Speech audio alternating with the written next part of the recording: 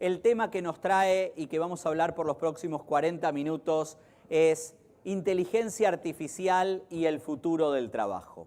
Vamos a tratar de entender cómo funciona esto nuevo que revolucionó una vez más, una nueva oleada de revolución tecnológica y que hoy tenemos que trabajar entendiéndolo. Vamos a ver si ahí tenemos. Y para empezar, primero las gracias. Sé que hay algunos acá que estuvieron ayer, hicimos un taller de 3 horas.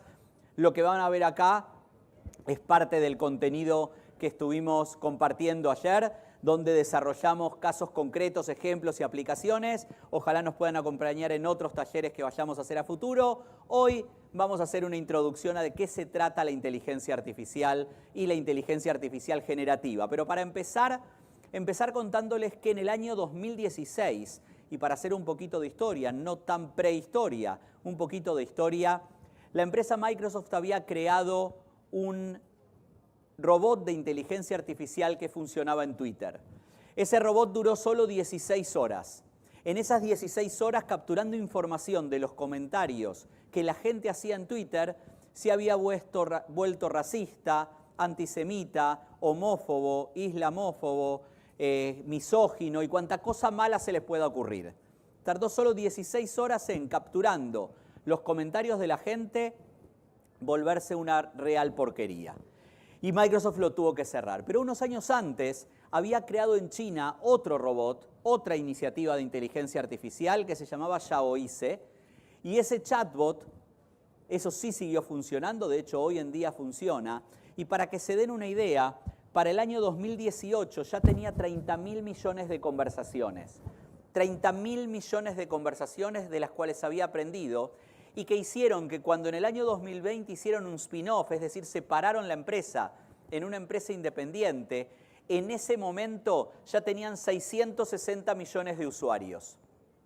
Y se sabe que fue una de las principales compañías que tuvo la gente durante la pandemia y el confinamiento en China, que fue sumamente estricto, gente que no tenía, digamos, que lo habían encerrado en su casa y que no tenía con quién hablar, de repente encontró en Xiaoice a esa persona, le podemos decir, a ese compañero que lo acompañó durante la pandemia y se la hizo más llevadera.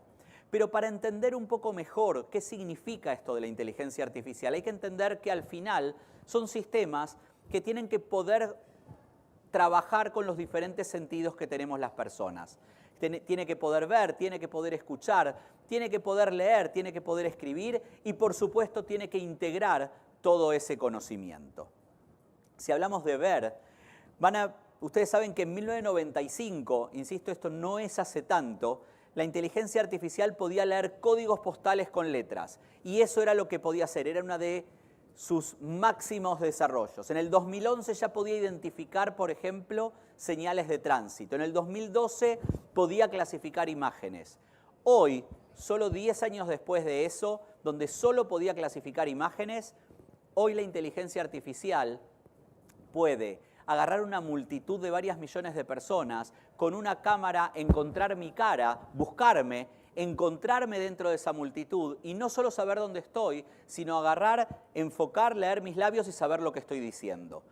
Esa es la evolución que ha tenido la inteligencia artificial desde esos primeros desarrollos donde a duras penas podíamos clasificar imágenes hasta el momento actual donde lo que podemos es identificar cualquier cosa dentro de esa multitud. Lo segundo es el escuchar. Muchos deben usar en sus casas aparatos como Siri, Alexa, Google Home, etcétera, etcétera, para manejar diferentes dispositivos. Pero veamos un poquito cómo fue la evolución del escuchar en la inteligencia artificial. Vamos a ver si tenemos sonido en la computadora. ¿Sí? Lo primero que van a escuchar es del año 2016. Para los que no sepan inglés, yo se los voy a contar cuando termina qué es lo que dice, pero es la interacción de una persona con su asistente de voz en el teléfono. ¿No agarró?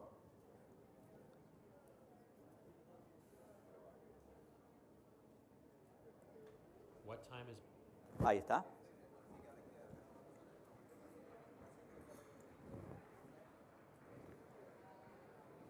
What time is my appointment on Sunday evening? You have 4 appointments last Tuesday at 12 a.m. I said, what time is my appointment on Sunday evening? You have 4 appointments last Tuesday at 12 a.m. I'm not asking about Tuesday. I don't know what you mean by, I'm not asking about Tuesday. How about a web search for it?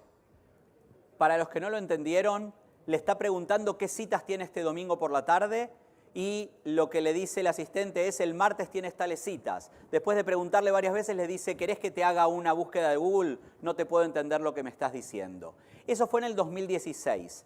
En el 2018, en el evento Google Duplex, que es donde Google presenta año tras año sus nuevos desarrollos, presentaron lo siguiente. 60% of small businesses don't have an online booking system set up. We think AI can help with this problem. So let's go back to this example. Este es el CEO de Google y lo que iba a presentar es a un robot que va a llamar por teléfono a un salón de belleza para apuntar una cita. Vean la reacción y cómo la persona que lo atiende entiende lo que le están diciendo. Let's listen.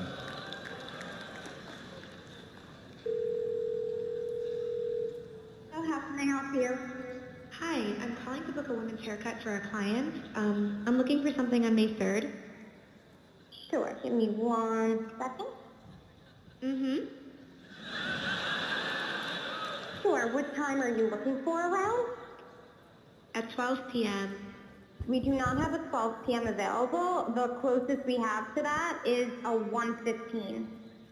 Do you have anything between 10 a.m. and 12 p.m.? Depending on what service she would like. What service is she looking for? Just a woman's haircut for now. Okay, we have a 10 o'clock. 10 a.m. is fine. Okay, what's her first name? The first name is Lisa. Okay, perfect. So I will see Lisa at 10 o'clock on May 3rd. Okay, great. Thanks. Great. Have a great day. Bye. Eso fue lo que presentaron en el 2018. Ustedes vieron que la persona que atendió en el salón nunca se dio cuenta que le estaba hablando un motor de inteligencia artificial. E insisto, no es ahora. Esto es ya hace 5 años. 2 años después, en el mismo evento, presentaron lo siguiente. Ahora estamos ya en el 2021. Play the new song from Florence and the something. Got it. Playing free from Florence and the Machine on Spotify. No solo entiende lo que le dice, sino que interpreta lo que le quiso decir con algo que una canción más o menos se llamaba de tal forma, etcétera, etcétera. Esa es la evolución del escuchar y entender en inteligencia artificial lo que está pasando. Por supuesto, no hace falta que les cuente lo que es la inteligencia artificial del leer, del buscar cantidad de información con cierto input. De hecho, esta plataforma Talk to Books, donde uno podía buscar citas en libros o contenidos que hablen determinados libros en la web, hoy ya lo reemplaza Bard, la herramienta de inteligencia artificial de Google, y ya cerraron incluso esta plataforma porque fue, por supuesto, evolucionada. La inteligencia artificial del escribir. Para quienes de ustedes suelen leer artículos de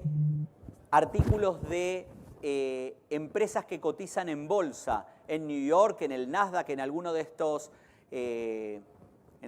bolsas de valores, y leen Financial Times o cualquiera de estos medios, ya hace por lo menos 10 años que la mayoría de estas crónicas no las escriben periodistas.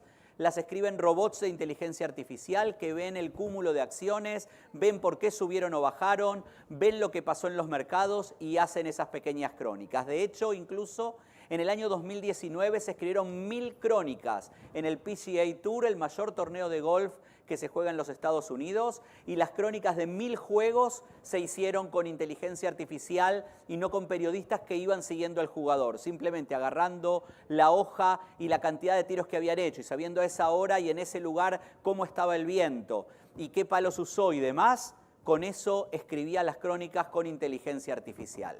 Ahora, ustedes vieron que vimos herramientas de leer, de escuchar, de escribir y del ver. Cuando una junta todo esto y uno puede integrar ese conocimiento, lo que puede pasar a futuro son cosas como esto. Si ven aquí, Ese es un artículo en La Nación de Argentina, una charla con Líder Lars, el robot que lidera el Partido Sintético de Dinamarca. Y acá tienen a Matsuda, un robot que fue candidato a elecciones en una alcaldía en un pueblo del Japón. Salió tercero, no eran solo 3 candidatos. Significa que hubo más gente que votó un robot que algunos candidatos personas. No hace falta que expliquemos el porqué. De hecho, en Argentina, que ahora están en proceso electoral, ya hubo carteles como este, donde se pide que ChatGPT sea el candidato a presidente. La realidad es que no sabemos hasta dónde va a llegar esto de la inteligencia artificial. Ahora, tratemos de entender el porqué este boom. ¿Qué es lo que hace que hoy estemos con esta dinámica de tratar de entender y aprender, y estamos todos medios locos con esto de la inteligencia artificial? ¿Qué fue el gran cambio que se produjo? Y la realidad es que lo que pasó fue esto. En el año 2014, este joven, Ian Goodfellow, presentó un paper, hoy es uno de los líderes de inteligencia artificial de Google, presentó un paper donde hizo el desarrollo de lo que se llaman las redes neuronales antagónicas. ¿Qué significa esto y por qué es tan importante en la actualidad? Y esto es lo que hace que, si bien la inteligencia artificial ya hace 10 años escribe las crónicas, como les mostré recién, hoy estemos en un boom por este desarrollo porque se masificó. ¿Qué significa esto? Lo que hacen es poner redes neuronales enfrentadas, donde voy a tener una red neuronal generativa, ¿sí? Generativa significa que genera algo, ¿sí? Crea algo nuevo, le ponen enfrente una red neuronal discriminadora, y esa red neuronal discriminadora lo que va a definir es si eso que me están presentando es verdadero o es falso. ¿Qué significa falso? Que no es algo de la realidad, sino que está creado por una inteligencia artificial. Ejemplo concreto. Le doy una inteligencia artificial generativa y le digo, créame fotos de perritos.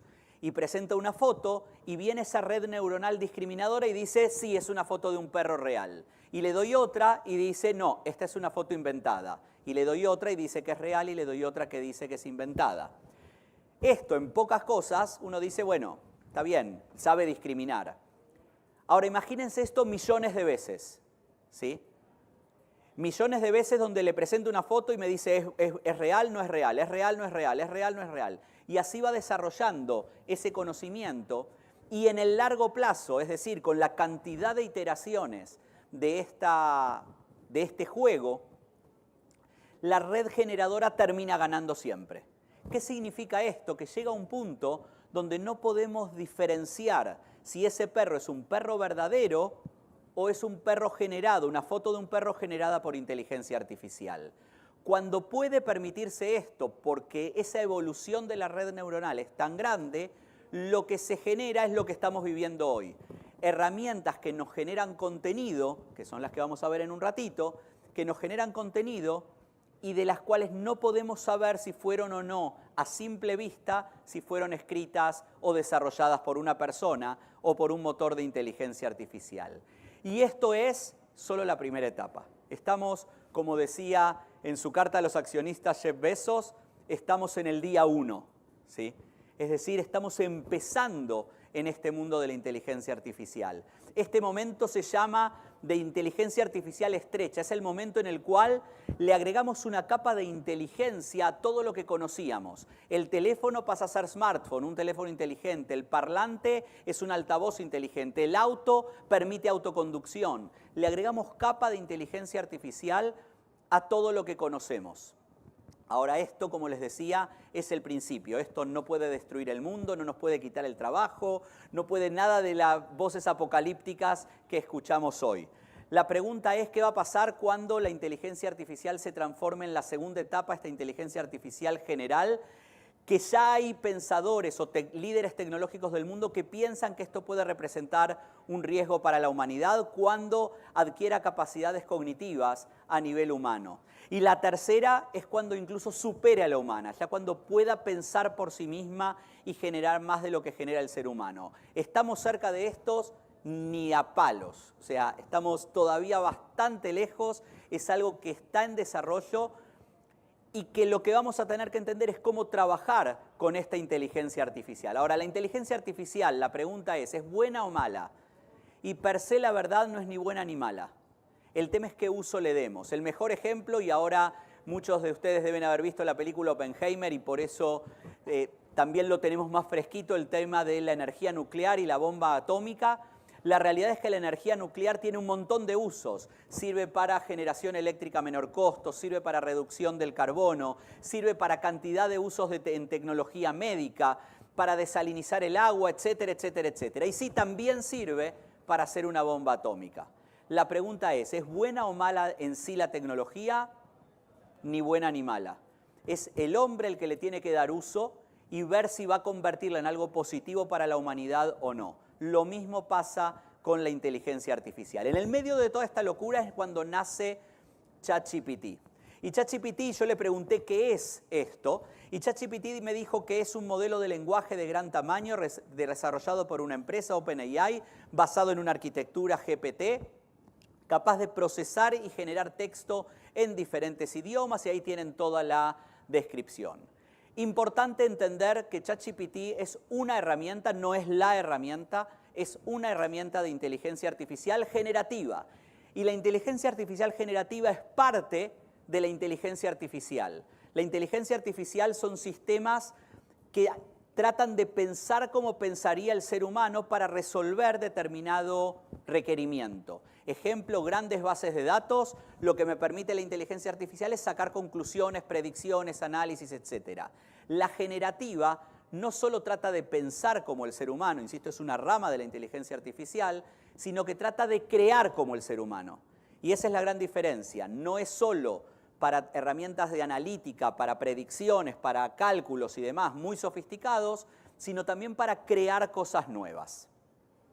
¿Por qué la revolución? Uno de los puntos es este. Tardó 5 días en tener 1 millón de usuarios, cuando otras herramientas como Spotify fueron 5 meses, Facebook 10 meses o Airbnb 2.5 años.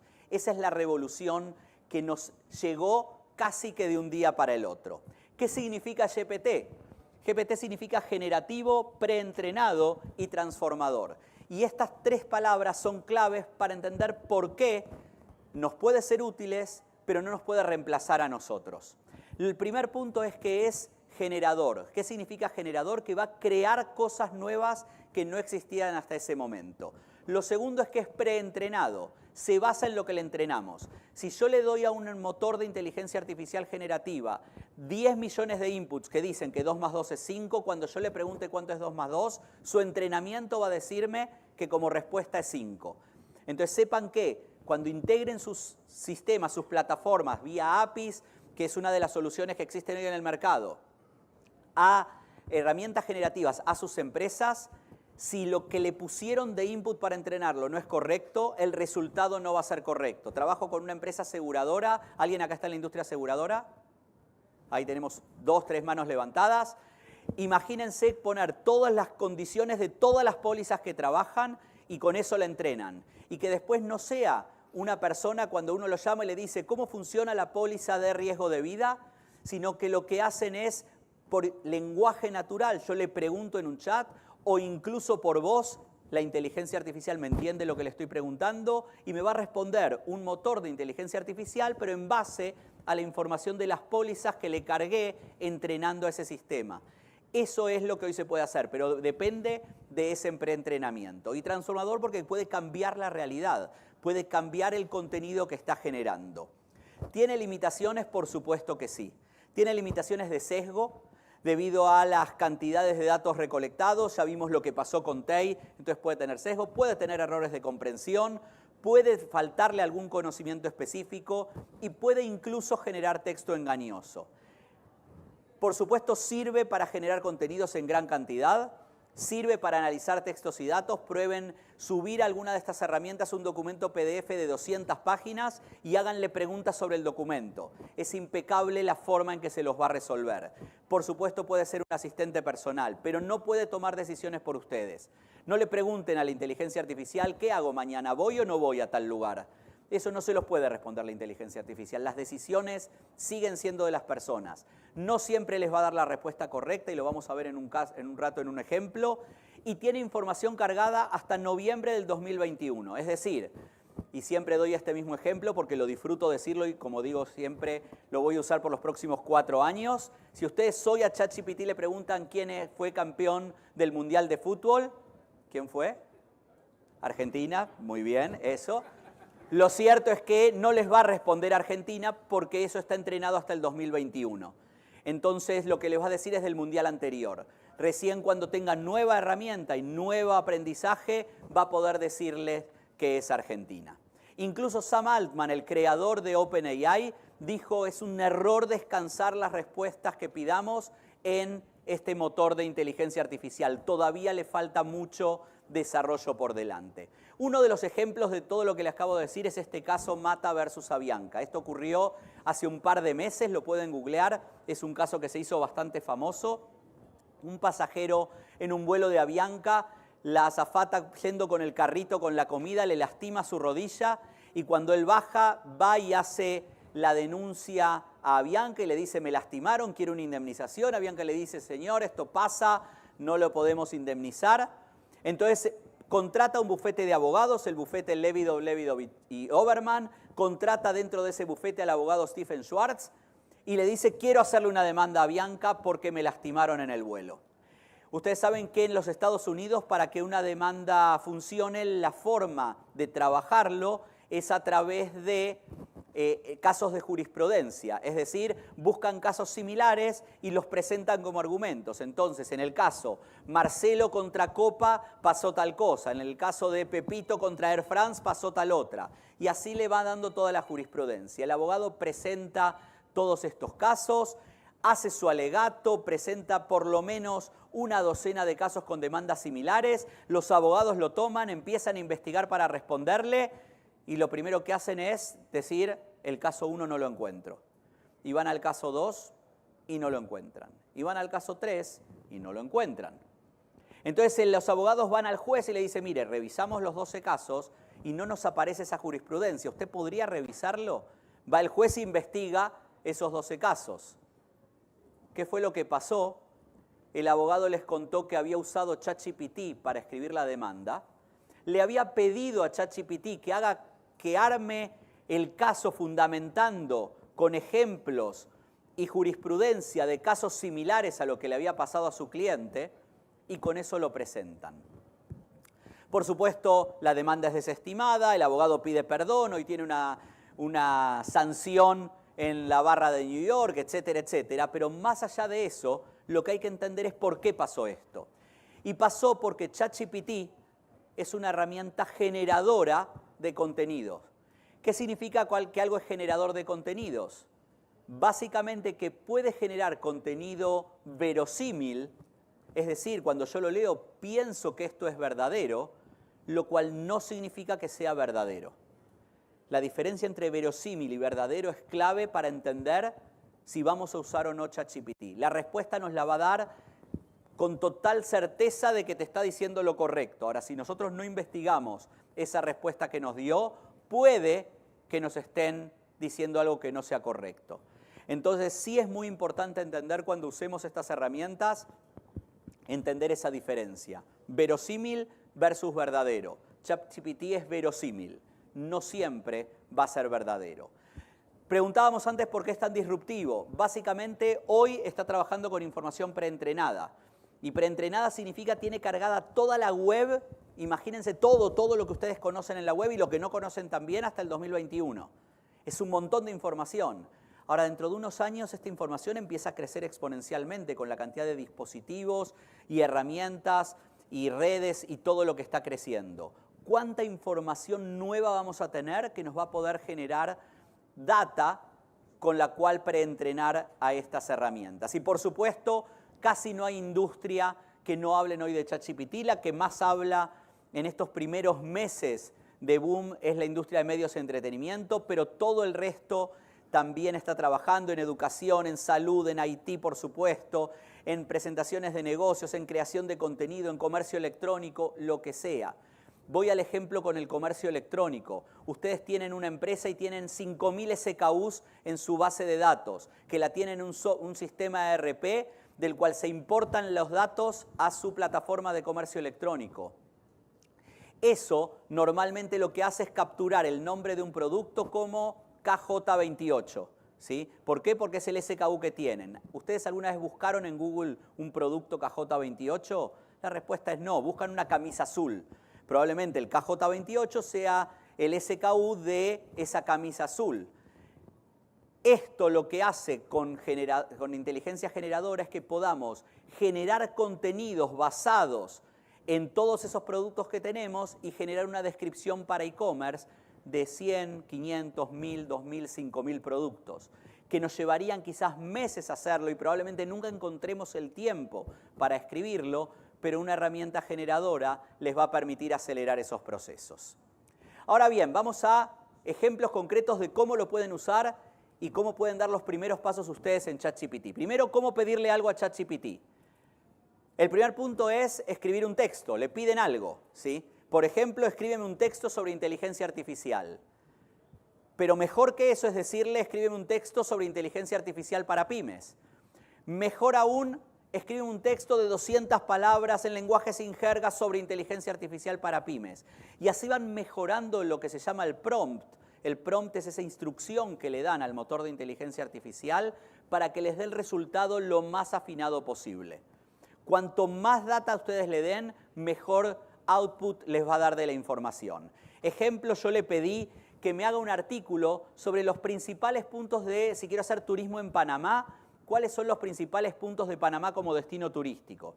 Y ahí me escribió: Ciudad de Panamá, comienza tu visita en la capital donde encontrarás el famoso Casco Viejo, un barrio histórico con hermosas calles empedradas, bla, bla, bla. Y ahí tienen lo que me escribe ChatGPT en tiempo real sobre el turismo en Panamá. Pero después le dije, vamos a pedirle ahora un tono diferente. Y le dije, ¿ahora lo podrías hacer con una redacción más romántica? Y me dice, claro, embárcate en un viaje lleno de romance en la capital, donde las callejuelas empedradas del Casco Viejo te envolverán en un ambiente nostálgico. Y así me genera un tono romántico en la redacción. Lo que ustedes le pidan a ChatGPT se los va a generar. Y no es solo pedirle algo concreto, sino ayudarle a saber cómo queremos la información. Le pedí que me haga un resumen en 100 palabras de qué fue la Revolución Francesa.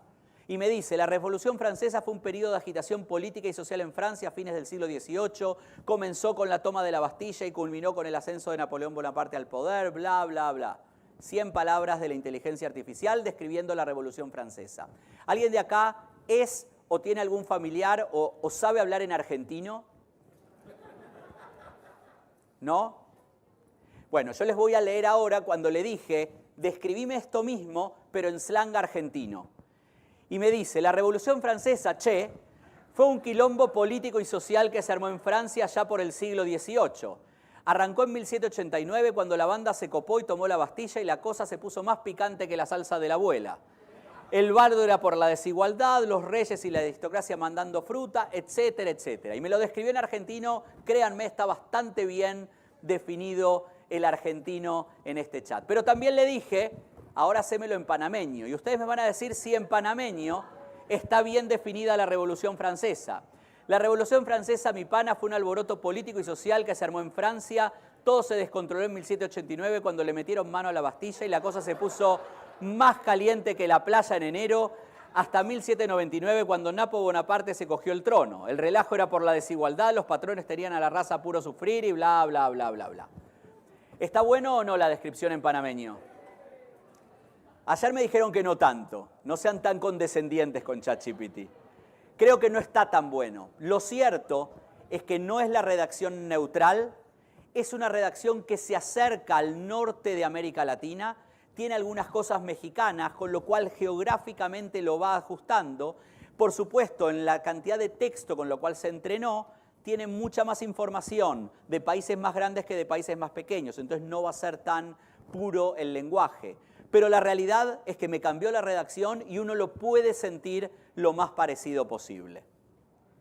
Se pueden hacer tablas. Acá yo le pedí a ChatGPT que me haga una tabla de 4 columnas, incluyendo habilidades claves para trabajar en marketing digital, para qué trabajo serviría, el grado de importancia y la cuarta, dónde adquirirla. Le pedí que me haga una tabla en definitiva. Imagínense ustedes la tabla que podrían pedirle para su día a día en sus negocios. Y acá vemos cómo me define las habilidades de marketing digital, cuál es el título del puesto que podría tener con esa habilidad, cuál es la importancia que tiene para ese puesto y dónde podría haber estudiado o haber aprendido esas habilidades en marketing digital. Y después le dije, agregame ahora el costo y el tiempo que me podría llevar a aprenderlo. Y la misma tabla le agrega el costo y el tiempo. Es decir, yo le puedo pedir información no solo escrita, sino también en formato tabla, formato Markdown con bullets, lo que ustedes quieran. Pueden hacer un brainstorming con GPT. Por ejemplo, yo acá le dije, quiero 3 nombres para ropa deportiva para mujeres teniendo en cuenta determinados valores. Me elige 3, pero no me alcanza. Le digo, necesito que me fundamentes por qué esas 3 palabras o esos 3 nombres representan lo que pedí. Y me describe por qué eligió cada uno de esos 3. Ahora, si ustedes me dicen, bueno, pero 3 por ahí no me alcanza para tener una respuesta, pídanle 50, pídanle 100 y lo van a tener y van a ser los 100 diferentes. Y cada uno de esos 100 se los va a fundamentar. Para hacer brainstormings internos, ChatGPT es una herramienta muy útil.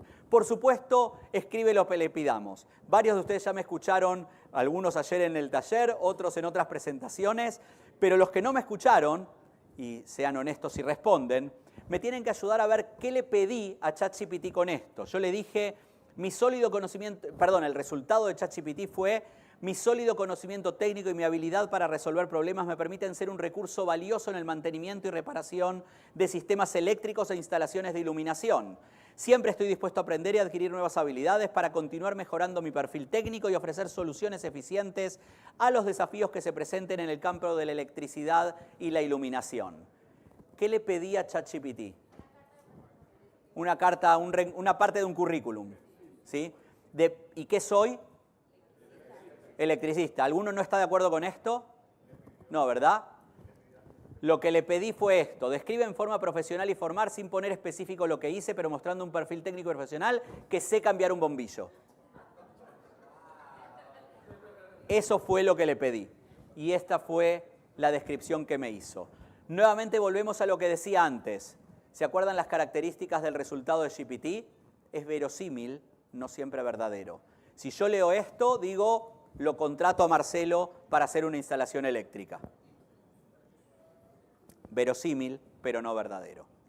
Pueden crear encuestas. Muchas veces ustedes tienen que medir el grado de satisfacción de sus clientes del producto o servicio que brindan y ni siquiera se hacen tiempo de pensar la encuesta sobre la cual medirlo. O no saben qué variables pueden generar para esto. Simplemente le puse, créame una encuesta de 10 preguntas para responder sí o no, para medir el grado de satisfacción del servicio de un restaurante. Me tiró las 10 preguntas. Le puedo decir, ¿sabes qué? Las 6 y las 8 no me gustan. Generame otras 2.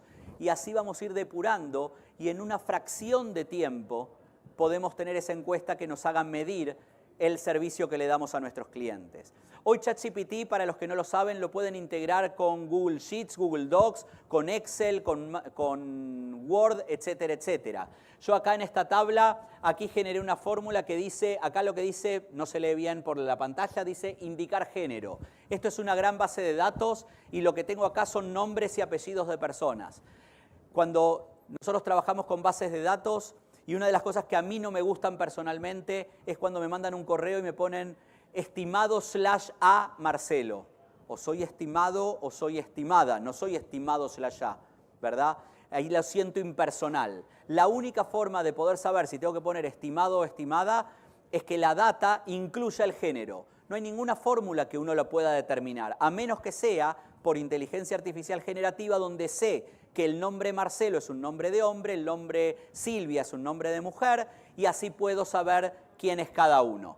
Lo que hice fue generar una fórmula que dice igual GPT, indicar género, la fila del nombre, lo pinté en todas las columnas y automáticamente me fue poniendo si la persona era masculina o femenina. ¿Sí? Y esto, por inteligencia artificial generativa, me mejoró una tabla. Ahora esto se puede llevar a cualquier cosa. Muchos no usan todo el potencial de una herramienta como Excel porque no saben cuál es la fórmula que tienen que aplicar. Ahora, ¿qué pasaría si tienen que dejar de saber cómo se escribe una fórmula? Y lo que pueden hacer es pedirle por lenguaje natural lo que ustedes quieren. Por ejemplo, yo sé que la fórmula para sacar un promedio de 1000 columnas, de 1000 filas de una columna, es igual promedio, pinto y listo. Ahora, si yo no sé la fórmula igual promedio, ¿qué pasaría si yo puedo decir, calculame el promedio de esta columna? Por lenguaje natural. Y me tira el mismo resultado. ¿Por qué? Porque interpreta la fórmula y la genera por medio de esa inteligencia artificial. Pero no es este el único motor de inteligencia artificial. Recuerden que hablamos de inteligencia artificial generativa, no de inteligencia artificial. Y la inteligencia artificial también puede incluir temas de imágenes, de audio, de video. Por ejemplo, una de las herramientas gratuitas que hay hoy es Stable Diffusion. Stable Diffusion es una herramienta que genera imágenes por inteligencia artificial generativa. Y yo le dije, haceme un retrato de Messi como se lo hubiese hecho Van Gogh. O haceme otro como si lo hubiese hecho Monet. O haceme otro como si lo hubiese hecho Picasso. O otro como si lo hubiese hecho Dalí. Para los que saben de arte, ninguno de ellos conocieron a Messi, eso lo tenemos todos claro. No pintaron un cuadro de Messi, pero si ustedes ven ese cuadro, dicen, ese es un Monet. ¿Sí? ¿Por qué? Porque por inteligencia artificial generativa y la información que tiene precargada del estilo pictórico de Monet, puede sacar este cuadro. La realidad es que le puedo pedir cualquier cosa. Tengo una French Poodle y le pedí que me cree una French Poodle caminando por la playa. Y me va a generar estas 4 imágenes de una French Poodle café caminando por la playa. Y después le dije, ahora agregale gorro y lentes. Y a esas French Poodle les agregó gorro y lentes. Y le dije, y ahora pintámela de morado. Y me generó esas mismas pintadas de morado. Es decir, cuanto más detalle ustedes le pidan, más capacidad va a tener de llegar a lo que ustedes realmente quieran.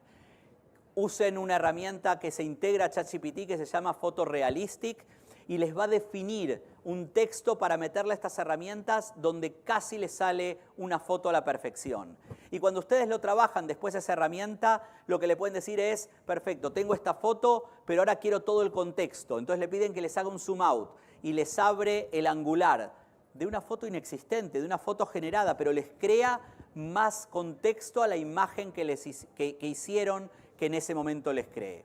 Pero no solo puedo darle el input por texto, sino que también lo puedo dar por imágenes. Si ustedes van a ver en este video, siempre la foto de estos 4 va a ser la simbiosis entre la que está acá mezclada con el que está acá en ese lugar. Sigan una foto en particular y traten de ver si realmente ven que la mezcla de esas 2 fotos es la foto que ustedes acaban de generar. La respuesta es increíble lo que pueden generar. Todas estas personas no existen.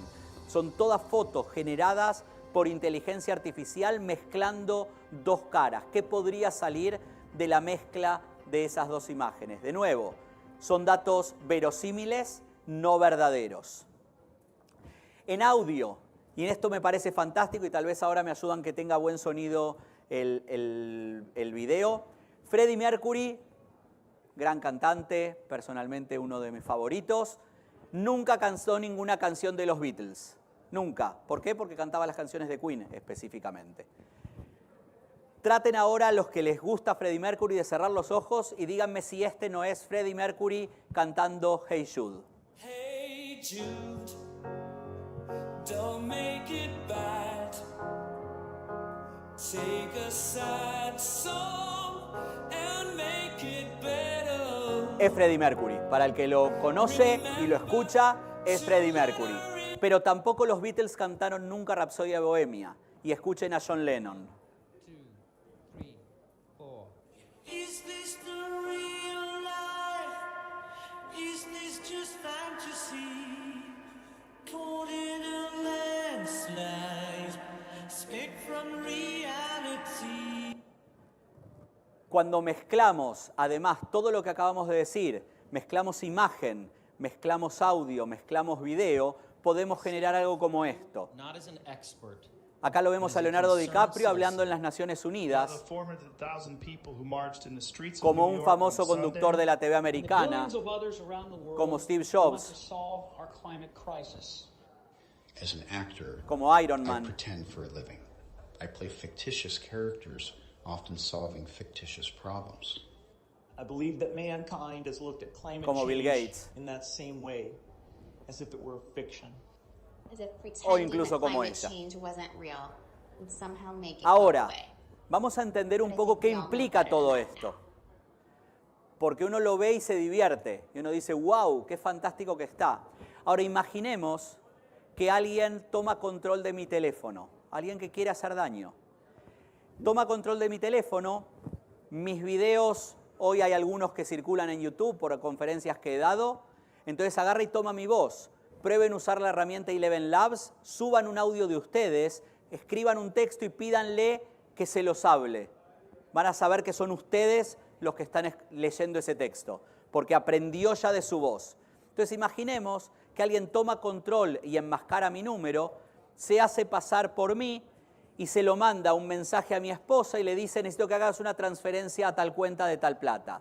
Soy yo, desde mi teléfono enmascarado, con mi voz grabando un audio diciéndole, necesito que hagas urgente esta transferencia.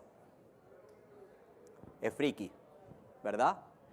Estas son las cosas, son parte de los desafíos que vamos a tener que poder enfrentar a futuro.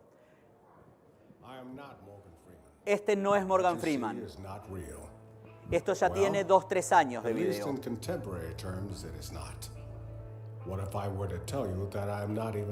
Él empieza diciendo en este video, yo no soy Morgan Freeman. Es una imagen. ¿Cuál es tu percepción de la realidad?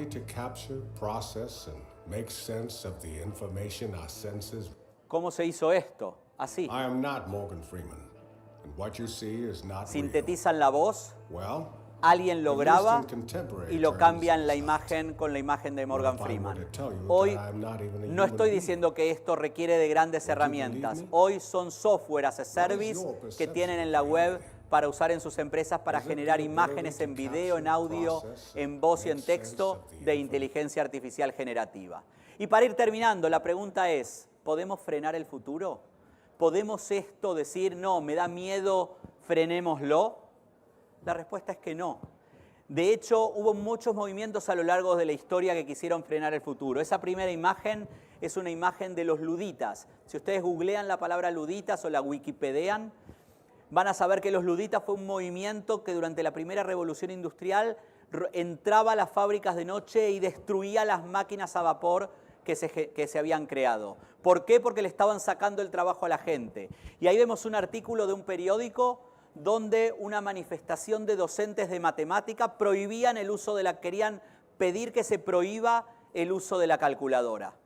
¿Se puede frenar el futuro? Pasó también ahora, el 9 de enero, este es un artículo en la CNN donde decía que las escuelas públicas de New York prohibieron el uso de ChatGPT, una herramienta de inteligencia artificial que podría ayudar a hacer trampa.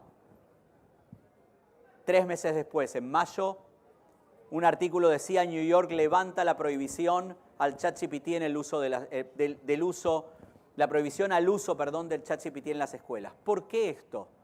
Y básicamente por lo que acabo de decir. El futuro no se puede frenar, el futuro no se puede prohibir. Mañana, queramos o no queramos, resolución que haga quien sea que la haga, mañana va a ser viernes. El futuro no se frena. Y si no se va a frenar y esto va a existir, la pregunta es cómo nos preparamos para eso. Y creo que el gran desafío que tenemos todos nosotros en nuestras organizaciones es prepararnos para ese futuro. Un futuro en el cual vamos a tener que aprender una nueva profesión y algo que el ser humano en general no sabe hacer bien, que es preguntar más que responder. Piensen ustedes cuando están, no sé, hablando con su pareja, les comenta algo y le quieren dar una respuesta. ¿Y por qué le tenemos que responder siempre? ¿Por qué tenemos que tener siempre la respuesta a lo que nos acaban de decir? La realidad es que no siempre tenemos la respuesta, pero el instinto es responder. Hoy el instinto va a tener que hacernos aprender a preguntar. Esta nueva profesión es esa generación de prompts. Cuando yo mejor genere ese input que le voy a dar a mi motor de inteligencia artificial, mejor va a ser el output que voy a tener. La ventaja es que la tecnología nos permite iterar. Entonces ustedes pueden entrar a ChatGPT, pedirle algo, no les gusta, se lo piden diferente, no les gusta, se lo vuelven a pedir diferente, no les gusta, le agregan tonalidad, le agregan estilo, le agregan público objetivo. Pueden agregarle cuanto dato quieran, pero eso va a hacer que puedan hacer mañana mejor su trabajo. El trabajo no se los va a quitar la inteligencia artificial, porque no reemplaza al ser humano. el trabajo se los va a quitar una persona que sepa usar mejor las herramientas de inteligencia artificial, que haya entendido cómo sacarle el mayor provecho. Porque sí hay algo cierto, son herramientas que vinieron para quedarse, no son herramientas que van a pasar y no nos vamos a haber dado cuenta y se fueron. No, vinieron para quedarse y van a seguir evolucionando. Sobre esto, una de las frases que más me gusta es la de Isidoro Rabi. Para quien vio Oppenheimer, es uno de los científicos del equipo que creó esa bomba atómica. De hecho, ganó su premio Nobel en 1944. Y él dijo, mi madre me transformó en científico sin habérselo propuesto. Todas las madres de Brooklyn, donde él vivía, acostumbraban a preguntar a sus hijos, ¿y aprendiste algo en la escuela, algo nuevo en la escuela hoy?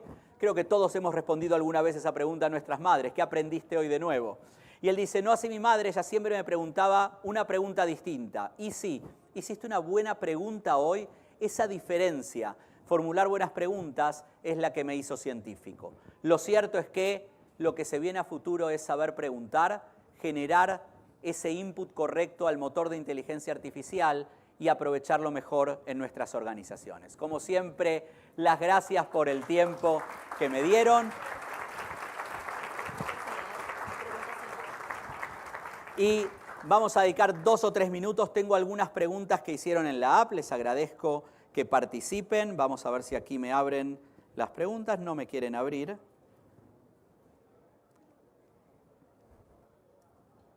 Un segundo, a ver si podemos abrirlo. No me quiere abrir el link que me dieron de las preguntas. ¿Las tienen ahí? La pregunta dice, ¿qué riesgo hay de que la información generativa contamine la información de referencia? Y por supuesto que mucho. Si yo uso la información generativa como si fuese verdadera y no solo verosímil, puede contaminar la información. Ese momento de contaminación hace que a futuro esté cargando con información no cierta. ¿Hay alguna más? ¿No? Muy bien. Nuevamente las gracias por este rato.